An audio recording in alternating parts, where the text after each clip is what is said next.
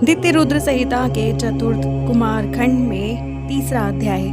वह श्री विश्वामित्र द्वारा बालक स्कंद का संस्कार संपन्न करना।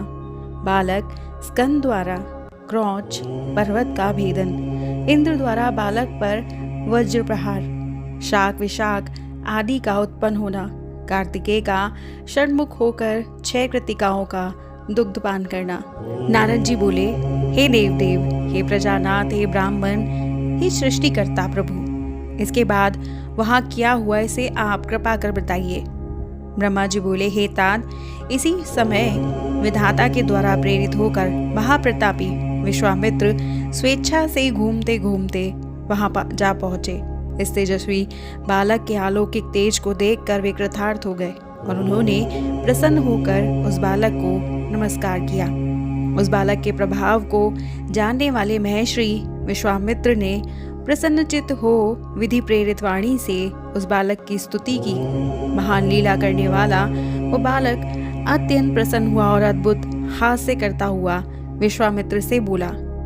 शिवपुत्र बोले, हे महाज्ञानीन, आप अचानक स्वेच्छा से यहाँ पहुँचे हैं, अतः हे तात, वेदोक्त रीति से मेरा यथाविधि संस्कार संपन्न कीजिए।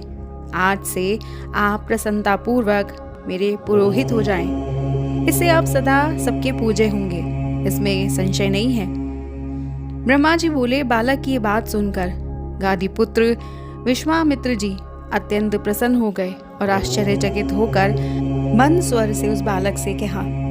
विश्वामित्र बोले, हे तात, सुनो, मैं ब्राह्मण नहीं हूँ किंतु गादी सुत क्षत्रिय कुमार हूँ। मेरा नाम विश्वामित्र है, मैं तो ब्राह्मण सेवक क्षत्रिय हूँ। हे श्रेष्ठ बालक, मैंने तुमसे अपना सारा चरित्र निवेदन कर दिया। तुम कौन हो? अपना संपूर्ण चरित्र मुझसे कहो, मैं आश्चर्यान्वित हो रहा हूँ। ब्रह्मा जी बोले, हे विश्वामित्र, इस वचन को सुनकर महान लीला करने वाले बालक ने प्रसन्न हो उन गादी पुत्र विश्वामित्र जी से अपना सारा चरित्र कहा। शिवसुत बोले, हे विश्वामित्र जी, आप मेरे वरदान से महर्षि हैं, इसमें संशय की बात नहीं है। वशिष्ठादि ऋषिगण भी आदर पूर्वक आपकी प्रशंसा करेंगे। इस कारण आप मेरी आज्ञा से मेरा संस्कार करें। ये सब रहस्य आपको गुप्त ही रखना चाहिए, कहीं नहीं कहना चाहिए। ब्रह्मा जी बोले, हे देव ऋषि। तदंतर विश्वामित्र जी ने परम प्रेम पूर्वक वेदोक्ति से भगवान शिव के उस बालक के संपूर्ण संस्कार संपन्न किए। महान लीला करने वाले प्रभु शिवपुत्र ने बड़े प्रेम से महर्षि विश्वामित्र जी को दिव्य ज्ञान प्रदान किया। नाना प्रकार की लीला में पारंगत अग्निपुत्र ने विश्वामित्र जी को अपना पुरोहित बना लिया। उसी समय से वे विश्वामित्र दिज्श्रेष्ठ के रूप में प्रतिष्ठित हो गए। हे मुने, उस बालक ने इस प्रकार जो लीला की वो मैंने आपको बता दी। हे तात, उस बालक की दूसरी लीला मैं बता रहा हूँ, प्रेम पूर्वक सुनो। उसी समय श्वेत ने उस दिव्य तेज संपन्न परम पावन बालक को देखकर अपना पुत्र मान लिया। तदंतर अग्निदेव ने उस स्थान पर जाकर बालक को गले लगाकर उसका चुंबन किया और उन्होंने उस बालक को पुत्र शब्द से पुकारते हुए अपनी शक्ति तथा अस्त्र उसे प्रदान किए। गुहु कार्तिकेय उस शक्ति को लेकर क्रौच पर्वत के शिखर पर चढ़ गए और उस शक्ति के शिखर पर ऐसा प्रहार किया कि वह शिखर पृथ्वी पर गिर पड़ा। उस बालक का वध करने के लिए सबसे पहले 10 पद्यवी राक्षस वहां आए, किंतु कुमार के प्रहार से वह सभी शीघ्र ही विनष्ट हो गए। उस समय सभी जगह महान हाहाकार मच गया। पर्वतों के सहित सारी पृथ्वी और त्रैलोक्य कांपने लगा। उसी समय देवगणों के देवराज इंद्र वहां पहुंचे।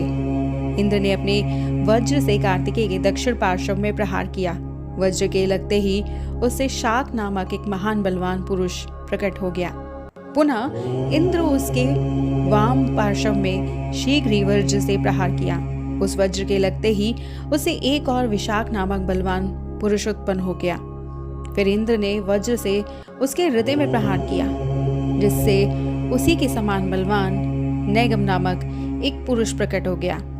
तब स्कंद, शाक, विशाख तथा नैगम ये चारों महाबल संपन्न महावीर इंद्र को मारने के लिए बड़ी शीघ्रता से दौड़ पड़े। ये देखकर वे इंद्र उनकी शरण में गए। हे मुनि, देवगणों के सहित इंद्र उनसे भयभीत हो उठे और वे विस्मित हो उस स्थान से अपने लोक चले गए, किंतु उन्हें भी पराक्रम के रहस्य का ज्ञान नहीं हुआ। हे तात, विविध प्रकार की लीलाओं को करने वाला वो बालक आनंद पूर्वक निर्भय हो वहीं पर स्थित हो गया। उसी समय कृतिका नाम वाली 6 स्त्रियां वहां स्नान करने के लिए आई और उन्होंने प्रभावशाली उस बालक को देखा। हे मुनि, उन सभी कृतिकाओं ने उस बालक को ग्रहण करना चाहा। उसी समय ग्रहण करने की इच्छा से उनमें परस्पर विवाद होने लगा। हे मुनि, उनके विवाद का शमन करने के लिए उस बालक ने 6 मुख बना लिए और उन सबका स्तनपान किया, जिससे वो परम प्रसन्न हो उठी। हे मुनि, फिर उस बालक के मन की गति जानकर वे सभी कृतिकाएं प्रसन्नता से उसे लेकर अपने लोक चली गई। उन्होंने सूर्य से भी अधिक तेजस्वी तथा स्तनपान की इच्छा वाले उस कुमार नाम वाले बालक शिवपुत्र को अपना दूध पिलाकर बड़ा किया। वे प्राणों से भी अधिक प्रिय उस बालक को कभी आंखों की ओट से न करती। जो पोषण करता है उसी का वो पुत्र होता है। जो वस्त्र एवं आभूषण इस त्रिलोक्य में दुर्लभ है, उन सभी वस्त्रों एवं श्रेष्ठ भूषणों को प्रेम से उस बालक को प्रदान करती। इस प्रकार वे अत्यंत प्रशंसा के योग्य, दुर्लभ एवं स्वादिष्ट अन्नों को प्रतिदिन खिला खिलाकर उस बालक को पुष्ट करने लगी। हे तात, इसके बाद एक दिन कृतिकाओं के उस पुत्र ने दिव्य देव सभा में जाकर बड़ा सुंदर चरित्र किया और महान लीला करने वाला वो बालक संपूर्ण देवाओं सहित विष्णु को अपना महान अद्भुत ऐश्वर्य दिखाने लगा। उसकी उस महिमा को देखकर विष्णु सहित अन्य देवगण तथा ऋषि अत्यंत आश्चर्यचकित हो गए और उस बालक से पूछने लगे, हे बालक, तुम कौन हो?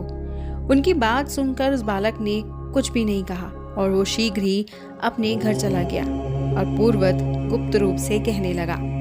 इस प्रकार श्री शिव महापुराण के अंतर्गत दैत्य रुद्र संहिता के चतुर्थ कुमार खंड में कार्तिकेय की लीला का वर्णन नामक 3रा अध्याय पूर्ण हुआ और हमारा अगला अध्याय है पार्वती के कहने पर शिव द्वारा देवताओं तथा कर्म साक्षी धर्मादि को कार्तिकेय के विषय में जिज्ञासा करना और अपने गणों को कृतिकाओं के पास भेजना। नंदिकेश्वर तथा कार्तिकेय का वार्तालाप, कार्तिकेय का कैलाश के लिए प्रस्थान नामक 4th अध्याय। उसे जानने के लिए सब्सक्राइब कीजिएगा हमारे YouTube channel voice of tales को। हमारी वीडियो को लाइक, शेयर, सब्सक्राइब करना मत भूलिएगा। हर हर महादेव।